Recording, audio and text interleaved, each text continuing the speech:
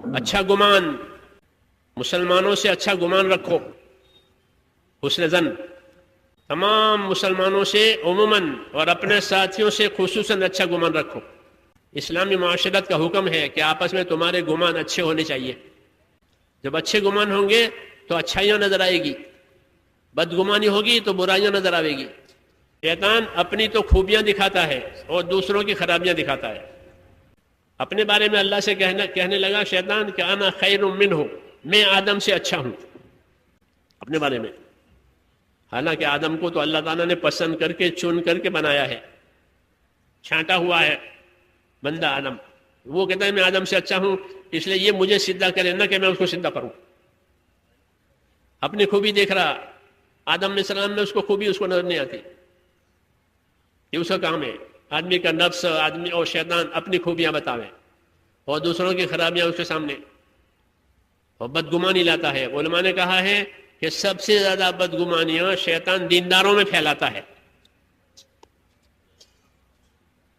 دینداروں میں بدگمانیاں، اس نے یہ کر دیا ہوگا، اس نے یہ کر دیا ہوگا، اس نے یہ کر دیا ہوگا، حالانکہ حقیقت کچھ بھی نہیں ہے، بدگمانی ہے۔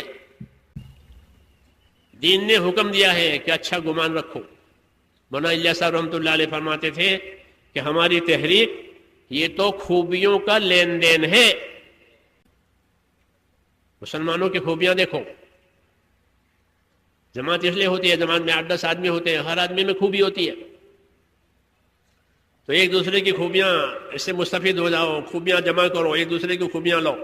یہ ذکر کرنے والا ہے، یہ خدمت کرنے والا ہے، یہ عبادت کرنے والا ہے، یہ بھاگ دوڑ کرنے والا ہے، یہ تشکیل کرنے والا ہے، ہر ایک کی الگ الگ ہوتی ہے۔ 5 انگلیاں ایک سے نہیں بنائی اللہ نے، ہر ایک میں خیر ہے۔ حضور فرماتے ہیں الناس معادن کمعادن الذهب والفضہ، کہ لوگ اپنی جگہ ایسے قیمتی ہیں جیسے سونے اور چاندی کی کانیں ہوتی ہیں۔ ایک ایک آدمی سونے کی کان کی طرح سونا بھرا ہوا ہے اس میں۔ اگر اچھا گمان ہوگا تو خوبیاں نظر آئے گی، عقیدت ہوگی، محبت ہوگی، اور اگر شیطان کی طرف سے آ کر بدگمانی پیدا ہوگی پھر کٹ کٹاؤ ہوگا۔ سب سے پہلا اثر بدگمانی کا تعاون ختم ہو جائے گا، ذہن تعاون نہیں کرے گا کہ میں نہیں جانتا یہ جانے، کیوں کہ اس کو بدگمانی پیدا ہو گئی ہے، اور بدگمانی کی کوئی دلیل نہیں ہوتی۔ نظر بدل گئی ہے تو اس کو اس کی خرابیاں ہی نظر آتی ہیں ذہن میں۔ پہلے خرابیاں بدگمانی کی وجہ ذہن میں نظر آئے گی، پھر زبان پر آئے گی۔ جب زبان پر آئے گی تو وہی بات غیبت بنے گی، بدگمانی کے بعد غیبت بنتی ہے۔ مولانا یوسف رحمۃ اللہ علیہ فرماتے تھے کہ غیبت کا گناہ ایسا ہے کہ اس کی نقد سزا ملتی ہے۔ کہ غیبت کی نقد سزا کیا کہ ان کے دل پھٹ جائیں گے۔ بدگمانی ہوئی پھر وہ زبان پر آئے گی، انہوں نے یہ کیا، انہوں نے یہ کیا، وہ پوچھو تو اس کو خبر بھی نہیں بیچارے کو۔ پھر زبان پر تذکرہ آیا کہ غیبتیں ہوئی کہ بھائی اب دل پھٹیں گے،